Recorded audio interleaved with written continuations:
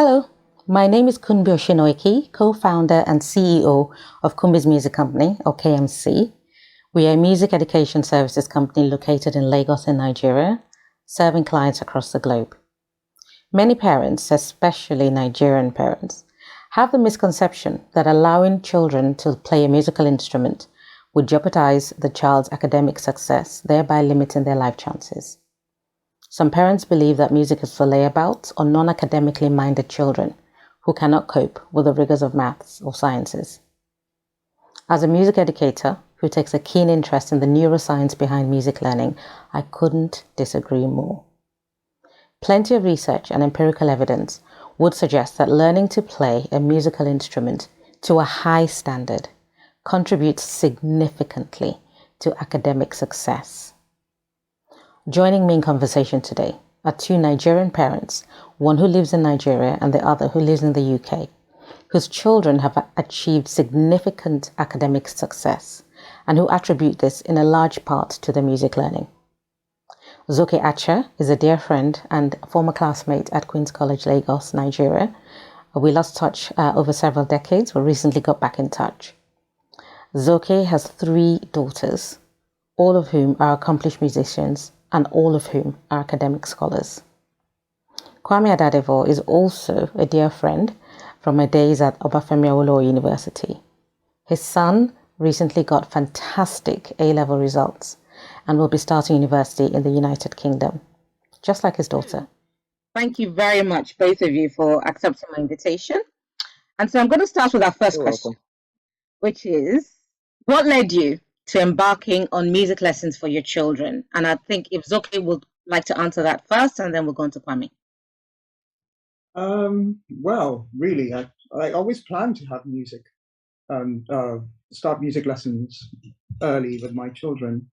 But I think Kumbi, you can take credit for that one, because back when we were in secondary school together, I was very, very inspired by your piano playing, your discipline, your exams, and just generally how your family behaved about music. You took it really, really seriously. I just thought, gosh, this is scary. And you also did, quite well academically as well. So I didn't equate the two together. I just liked the whole idea of playing beautifully and producing beautiful music. And you were, to me, you were the epitome of that in school. Wow. I didn't know this. Wow. Okay. And what about you, Kwame? What made you start on music lessons for your children? It was more, how do I put it? It was more of my wife's idea. And the main reason was because she grew up with music lessons and stuff like that in her. I mean, I also did, but I think that clearly from her side, it was more, what's the word to use? It was better planned and it was more structured because they had teachers who were coming in. I did music only in school, but she had music teachers at home and all of that, and she wanted that for the children as well. And we had a discussion about it, and we bought into it. She also then explained how music helped with a number of things, rational thoughts, and also how to structure arguments and things. So being the lawyer that I am, I think the argument part of it won it for me, and I agreed with it and went along. Okay. And how old were the children when they first started taking lessons? So there's 18 months between them. Selinam was 6, a little over 6, and Frederick was a little over 4 at the time.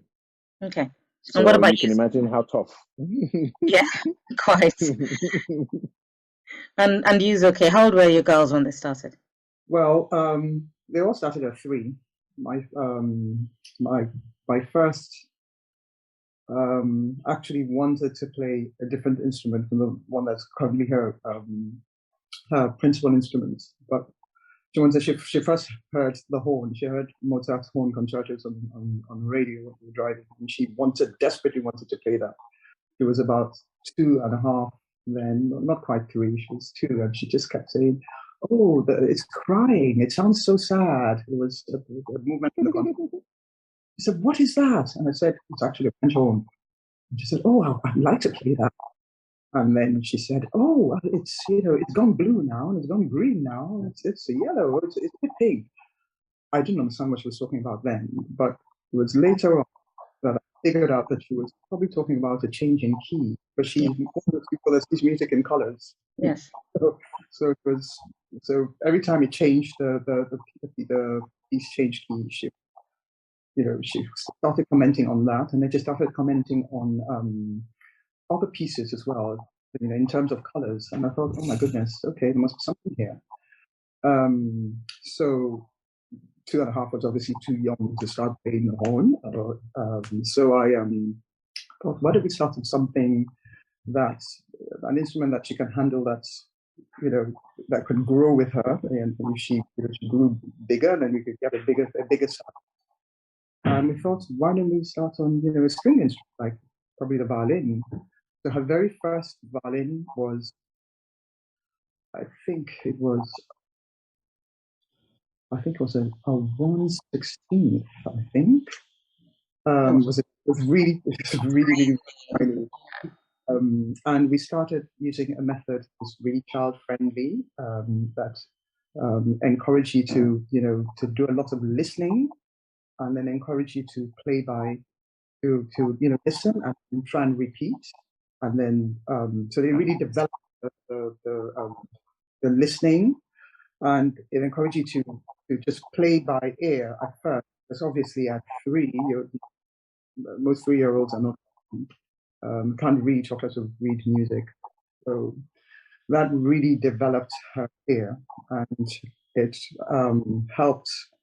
It also developed memory as well, because she was with the method, which is called the Suzuki method. It encourages a lot of, in the early stage, encourages a lot of listening and a lot of trying to play by repeating what you hear. And it developed her memory, and starting with my twins, because I've got twins that are 12. My first I'm talking about is 15. And yeah, I noticed it really helps with their memory as well. And they would, by the time they were 8, 9, 7, in some cases, they could play whole concerto memory. And they could just, and it just came, it was second nature to them. They would just play, they were just used to listening. And now and that developed quite early. They could hear it, they would repeat it, just from hearing it. I mean, they're fantastic sight readers now, and they play in orchestras and various orchestras. But anyway, the long and short of it, I also noticed that it had impact on their learning, their academic learning as well, because it's the same part of the brain that is proved that the same part of the brain that's used for music is used for maths, and so they're all quite advanced in mathematics. That's good. Yeah, and in anything that requires memorizing, they are fantastic with that. And there's a lot of discipline that comes with it. So yes, the first instruments, back to your original question, yeah, they started at 3.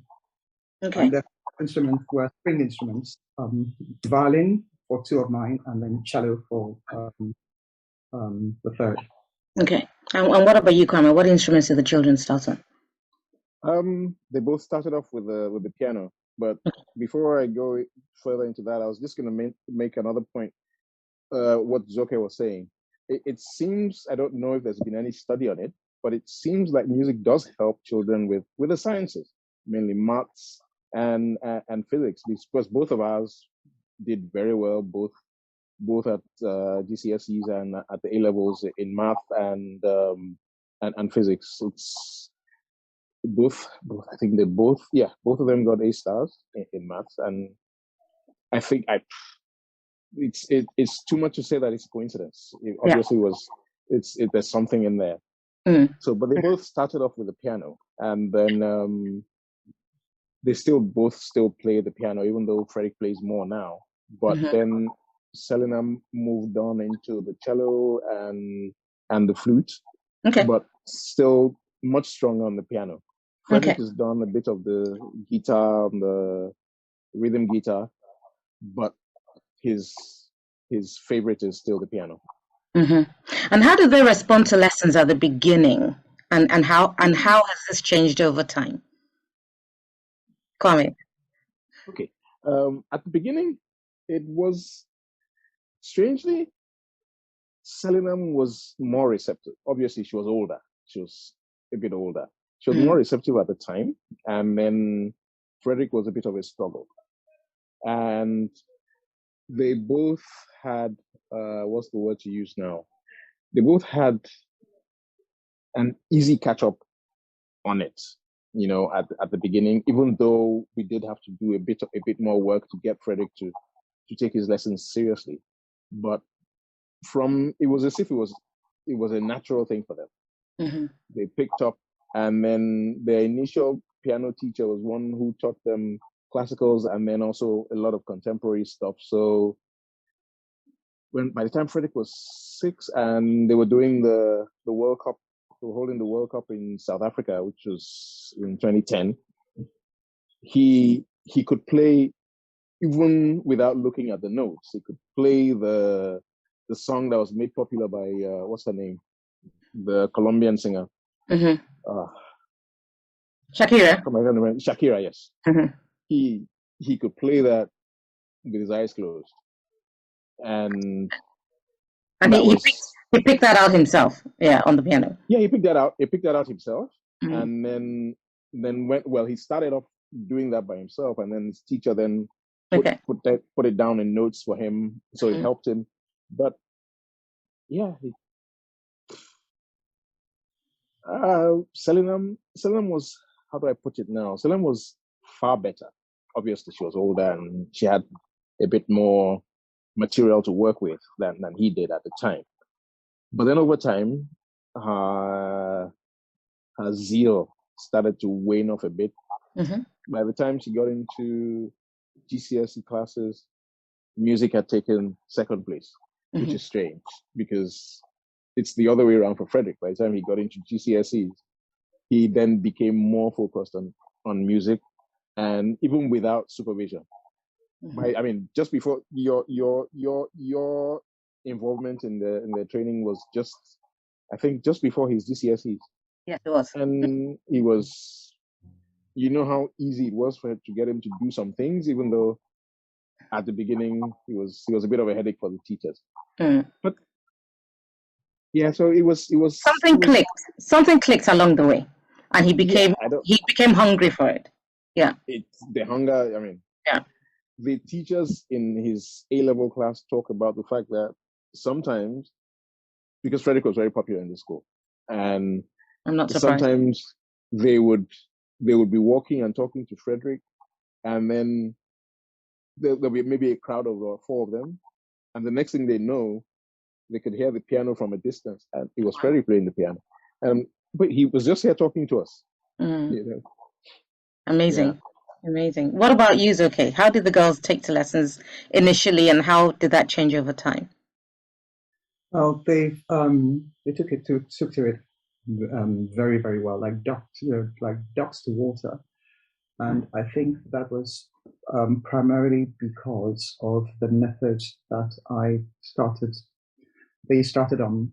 It was very, very child friendly, and they were learning without knowing they were learning. So for them, it was always fun. And there were lots of courses that we went on, and it was always made fun. It was just geared towards, young children, or children and attention at that age, 7, 3, 4, 5, 6, 7. Attention span is not always, it's not, they're not firing on all cylinders, attention wise, but very motivated.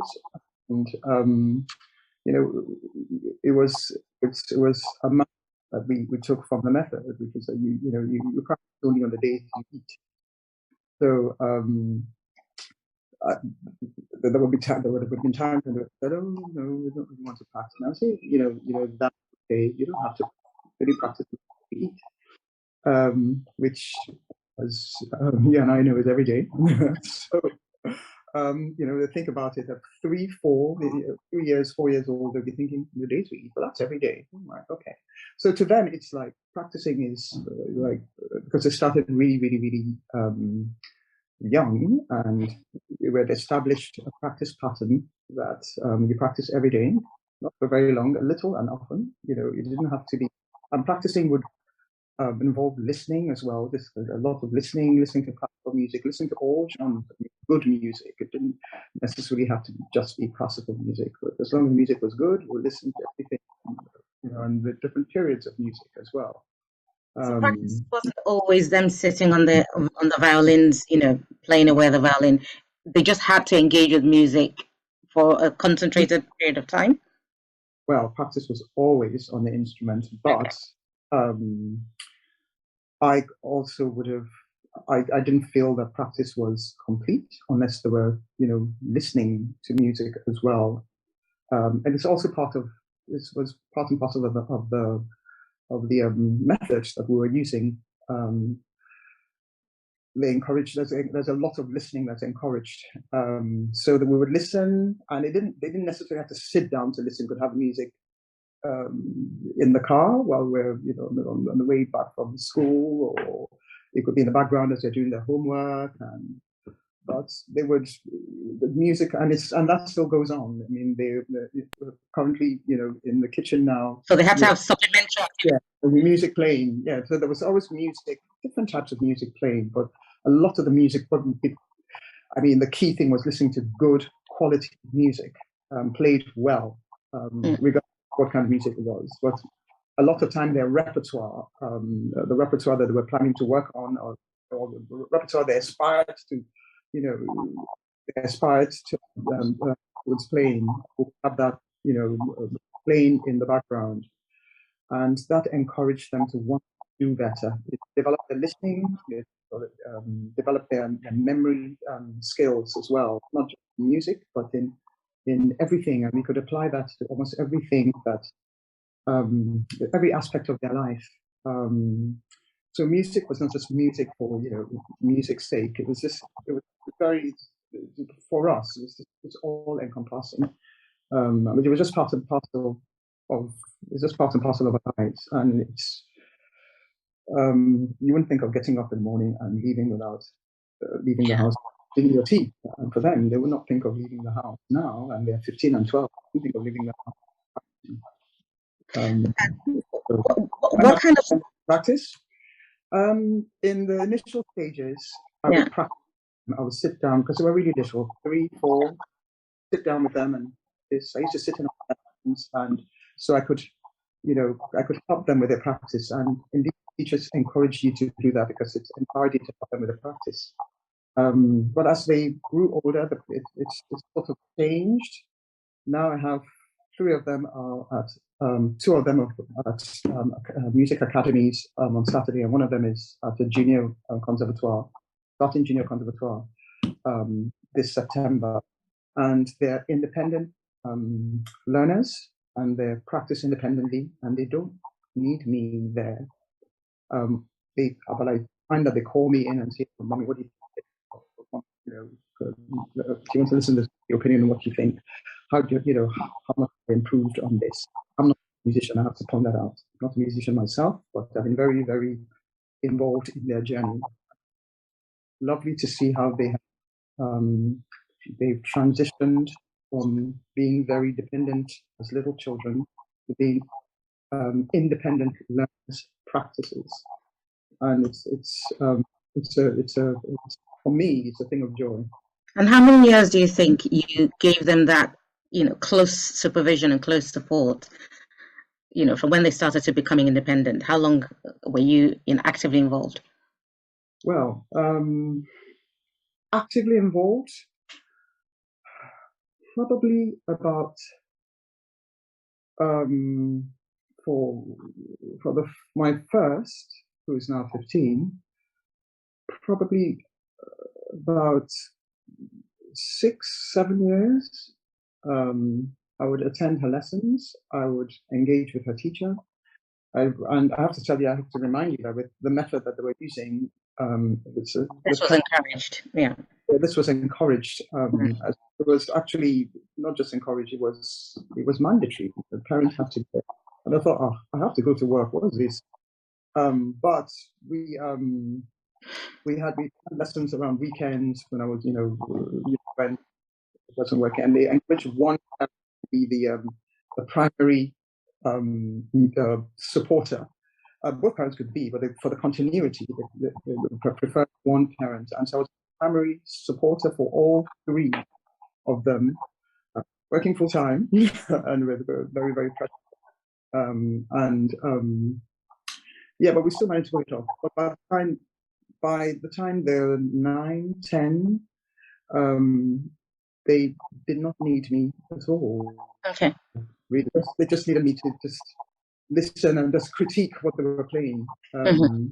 And I still do that. I mean, they're 12, and 15, and I still do that. Just, manage. I don't know how I do it. I manage to have, while they're practicing, usually they're practicing at the same time, but in different rooms, and I can hear all of them at the same time, and I can pick out areas I think need improvement. And so, but they usually run out and say, "Mommy, did you hear that? Did you hear that?" Especially they think they've done something really spectacular. And of course, I was encouraged. And then start with encouragement, and then tell them afterwards the things that I think they need to spend a bit more time on. And that's Okay. how still, Yeah. that's how we still roll, as Gen V would say. Interesting. What about you, Kwame? What did practice look like in your house, and how much of an involvement did you or their mum have in their practice when they were little, and how has that changed over time? Frozen. I don't know if that's on my Okay. end. No, I can see you now. Yeah. Okay. Yeah. Practice was a struggle. Well, not that much of a struggle at the beginning. So what we started to do, what Molara and I started to do, was to then ask because we had a teacher. Oh, it's frozen. Yeah, it's frozen now. Yeah. Like we were taking lessons as well, so that would encourage them to listen. Sorry, and can I just interrupt, Kwame? We lost you where you said we had a teacher.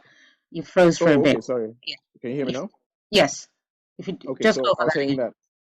Yeah. So we had a teacher who used to come in on different days for each of them, and what we used to do was one parent, we used to alternate. So either myself or Malara would be with Selenum or Frederick, depending on what day it was, and that helped them to see that, okay, look, they were not. It wasn't some kind of punishment. It was something that even our parents found to be fun. So that helped. Yes.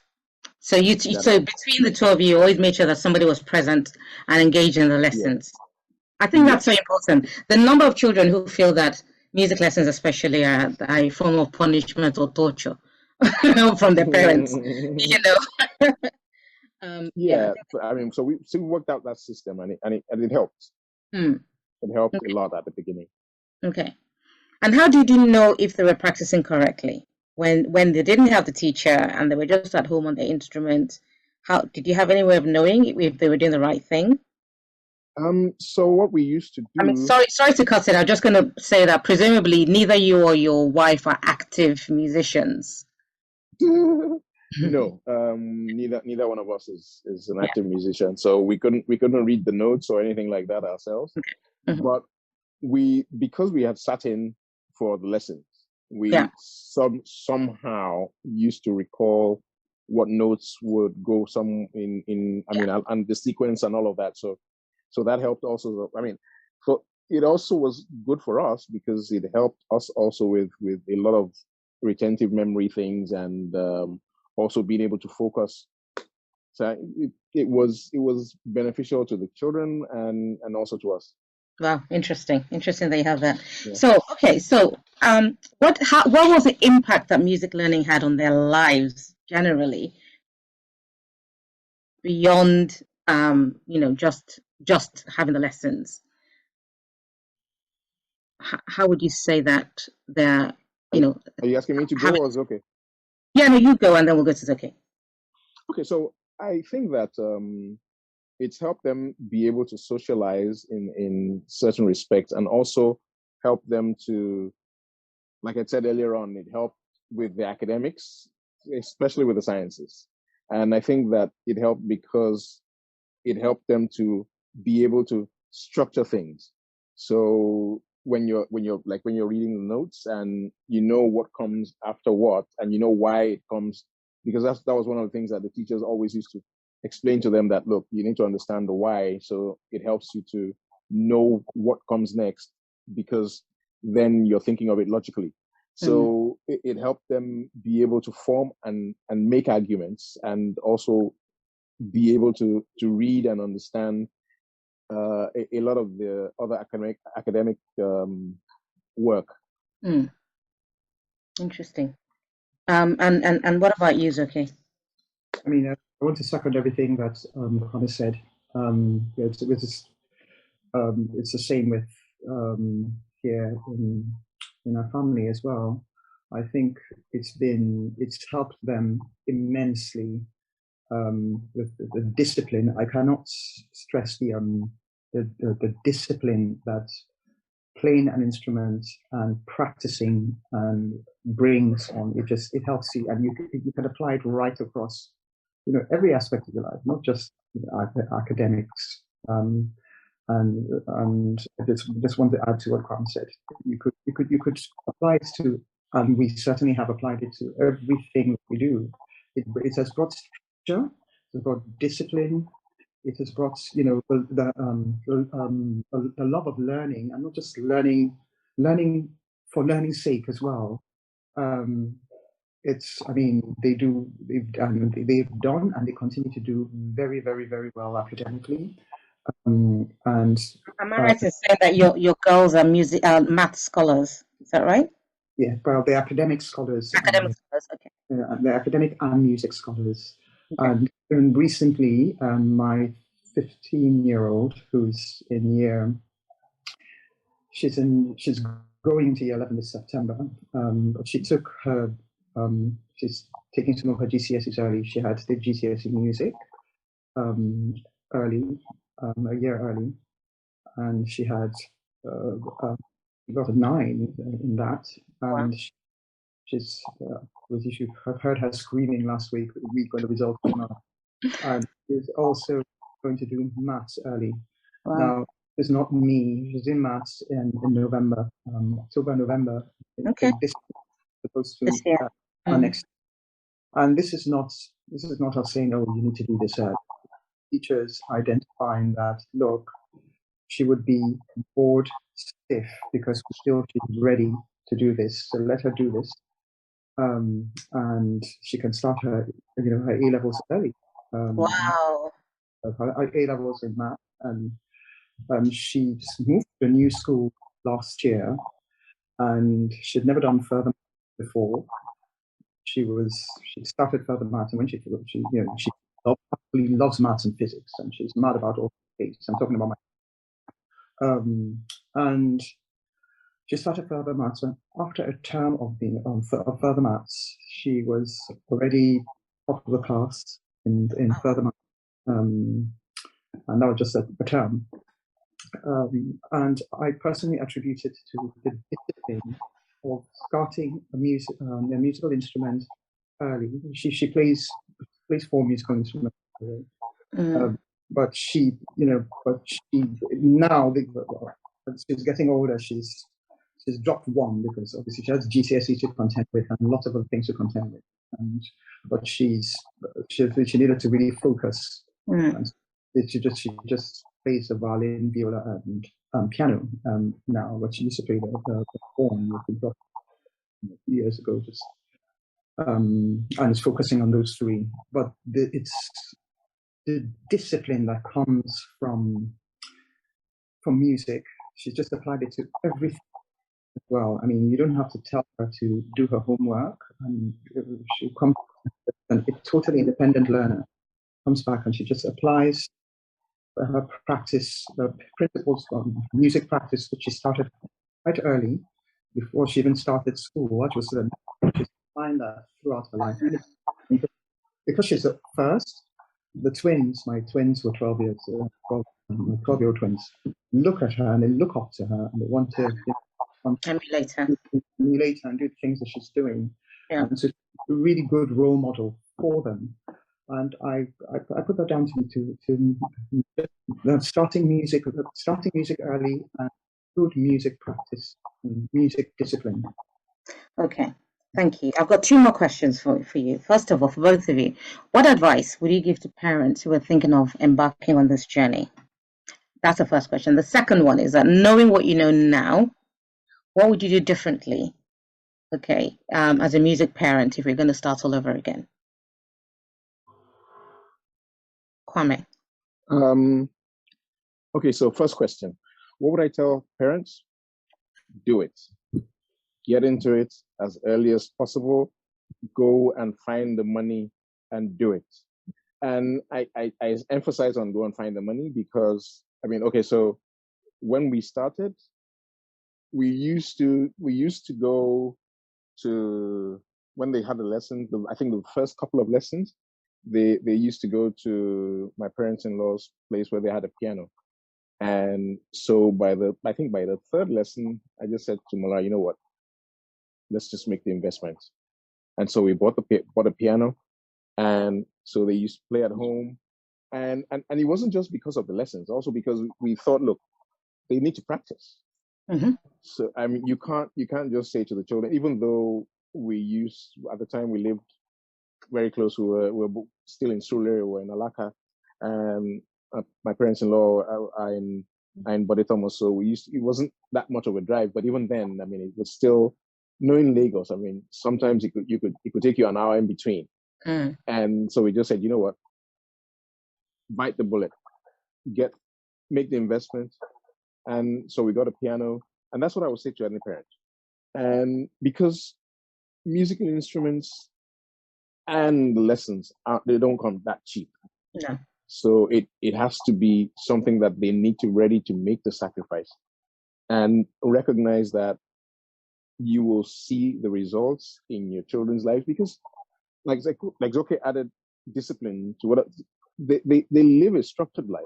They're focused, there's discipline, and it matures them faster than anything. I mean, Frederick and Salanam today they'll be talking music history, and they talk about how Tchaikovsky and Frederick's personal favorites is Beethoven, and talk about how they came up with this song and this tune and this piece. And I'm thinking, okay, I mean, I studied history, but they didn't teach us this part of history. So, I mean, if I was to talk to any parent, bite the bullet, make the sacrifice. You will be happy, because at the end of the day, what you want is you want to have children who become adults who are responsible, who are mature, and who you can look back through the years and think, yeah, we did a good job here. And what would you do differently if you're starting again? What would again? I do differently? I would start them earlier.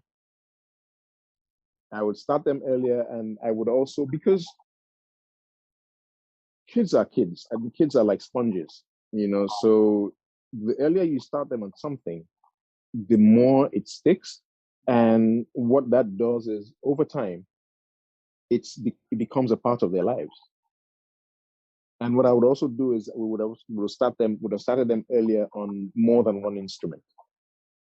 It would be tough, because even though they're sponges, they're also kids, and being able to manage so many things may be difficult. But you see, when you start them earlier, the discipline of being able to do so many other things helps with work.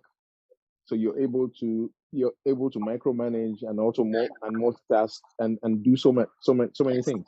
Because life is busy, right? Life is busy. I mean, hey, Life look, is busy. Yeah. I mean, Kumbi, you studied something definitely not anything near education. So, Economics.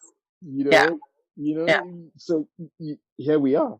Yeah. I studied law, went ahead and got how many more degrees in law, and here I am. I'm putting brick and mortar together to build houses and roads. Yeah. What about you, Zoki? What advice would you give to parents who are thinking of taking on this journey, and what would you do differently if you started again?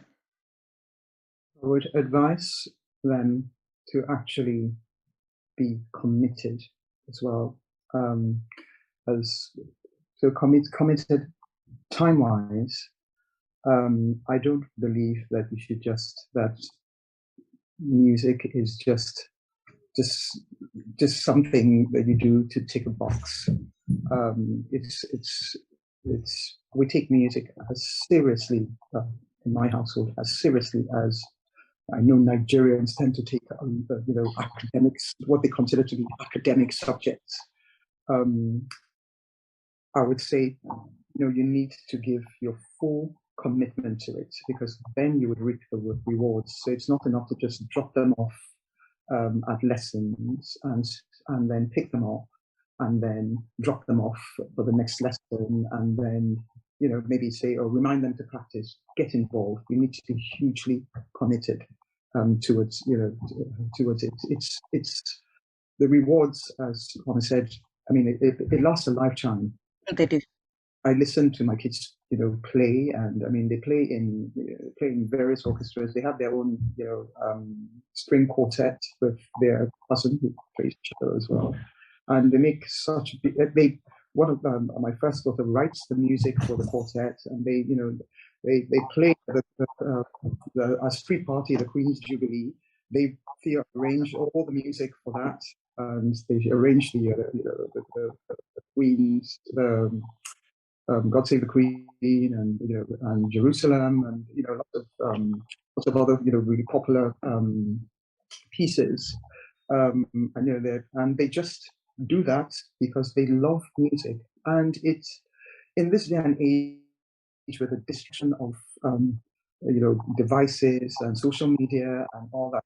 I'm not saying that my kids don't use social media or don't use devices or don't play games. They do, but they do it in moderation. And for them, it's this is more rewarding for them. The music is more rewarding, and in age with all that's going on in our world, you really want you pray that you're producing children that would be on the straight, keep your children on the straight and narrow. So if they find that, and that outlet is so rewarding and keeps them in check, it's happy days. It's a win-win all around. What would I do differently if I were to start it all over again? I think I would start a music instrument before I had my children. I can tell you that because I tried picking up the cello. It's never too late to learn an instrument, but I tried picking up the cello because my first two play violin, and not my first two, my first and my third play violin, but my second, that's the first twin, plays cello, and she started, like I said, they all started at 3, and because I had the experience of sitting with lessons with violin. For my first, I was better able to support my second violin player, but for my cellist, she was also supporting. After some time, I just started practicing in the night. By the time 3-4 months down the line, she had totally left me in the dark. We both started at the same time. Wow. But they still have, all 3 of them still have huge respect for me. They know I'm a non-musical mom, and they have huge respect. So I still tell them where they've gone wrong, even though I cannot play, like they can play. Well, how did you develop that skill? How is it? What did you learn to do that just by listening, or how do you how can you? It goes back to the point I made about commitment. I've been being a committed parent you have to be invested, and being invested, you would, if you're invested in anything, you would take a huge interest, and you don't want anything to go wrong. You want to try, you want it to be a success. So you would, I listen, when I listen to the pieces, I listen with them. I would just say, oh, put on that piece and listen. We're all listening together. We'll hum along together. And I know most parents have busy working lives. They're all, both my husband and I, at the time when they first started, we were both in really pressured jobs, but we still found the time to do that, because we both recognized that for them to take that interest and to make it their own, they had to understand and know and be comfortable in the knowledge that we were with them all the way, and we're rooting for them all the way. And certainly from in the initial stages, they need that support when they're really young. They're looking to you for the they're looking to you for you're their role model. You're their for the validation. Yeah. You're effectively their first teacher. Their first teachers in everything. So we had to be invested, and that is what we did. So if I was to do it over again, I would start an instrument early, and for yourself. Yes. For myself. Yes. Because I think I would have been probably more on the ball when they were just initially starting out. We're all learning together. Was when they were 3. We all started instruments together, and I was, my cellist. I was trying to figure out things with her. I would have started earlier, I think. So if you have the opportunity, as to actually plan your child, people sit down and plan everything from to when they're, which university they want their child to, which secondary schools they want to go, which exams they want them to take, and which subjects and what career they want. People do that. So they just treat music the same and do that. That's probably what I would have done. I would advise parents to do, and that's what I do. Okay. We mentioned exams now, and it just got me thinking, was it always your intention for your children to take music exams? My intention, or did that just happen as a matter of course? Sorry, do you want me to answer that, or do you want Kwame to answer that? Was it? Oh, okay. I said, was it always your intention for your children to take music exams? No, I think she heard you. She was asking if Did you hear wanted that? her to go first, or me to go first. Oh, I see. Sorry. Yeah, Kwame, you go first, and then we'll finish with them. Okay. So yeah, it was. The intention was for them to. Yes, it was at the beginning. We wanted them to do the ABRSM, and also the reason for that was because we always knew they were going to move from Nigeria to the UK, and we knew that for them to be able to continue that, they would need those certificates to show for them to, so that it would show what level they were at for their music teachers over there. In Lagos, we didn't have that challenge. That what's the word to use now? We didn't have that foundation in the music class in their schools here, but over there we knew that they would need for that, because if you were going to get into whatever class you were going to get into and you were going to start music, it would help the instructors there to know what level you are at and where to take up from. So we always plan that. Yes. Yeah. And you, Zaki? Initially it was for us, it was about the music. Initially, I wanted my children initially to sound like you.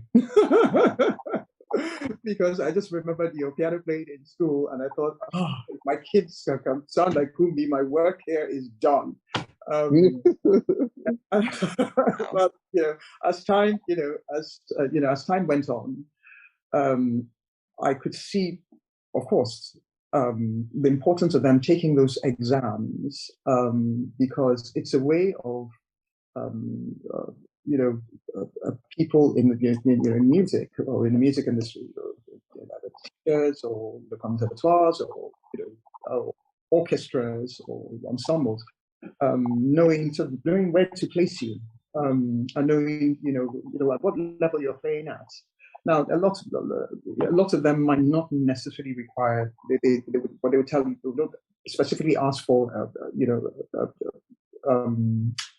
an exam, a graded exam, but they would expect you to play at a grade level for certain things. At that standard. At that standard. Yeah, for depending on what you're applying for. But also it also gives them something to work. It focuses them and gives them something to work towards. And if you have a goal that you're working towards, you don't get sidetracked, and you're kept on your toes, And so yes, eventually we started doing the exams. We are slightly different from that they were not doing a method when they first started that required exams, but eventually they transitioned over to the traditional method. As they grew older, they moved over to traditional ABRS, and they take exams.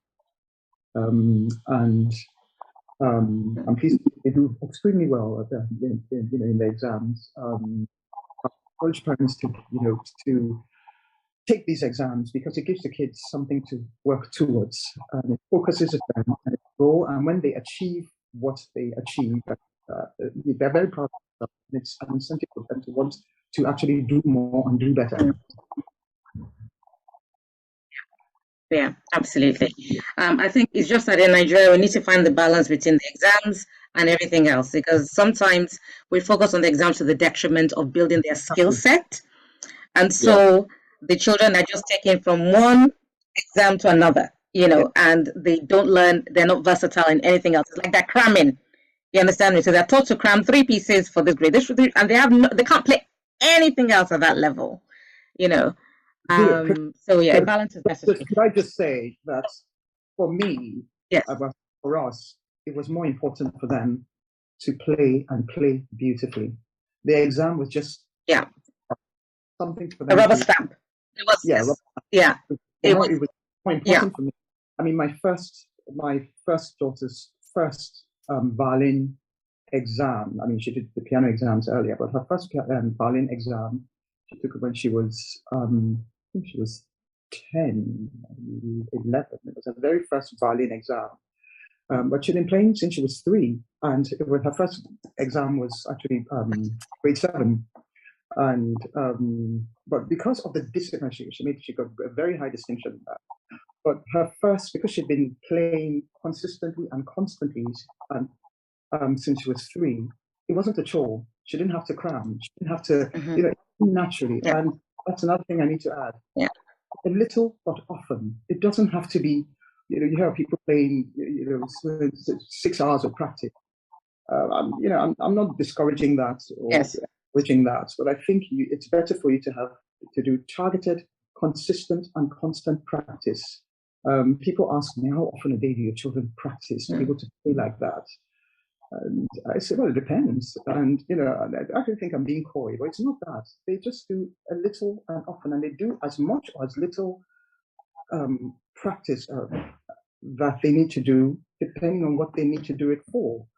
But the thing that's consistent is that they do it unfailingly every day, only on the days they eat. Every day.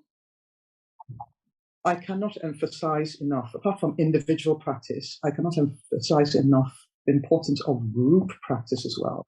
If you could encourage your children to play in, ensembles, and rather, small ensembles, big ensembles, orchestras, it develops more than just their musical skills. They develop the ability to listen to each other, to work in a team, to work with others, to listen to others, and then respond accordingly.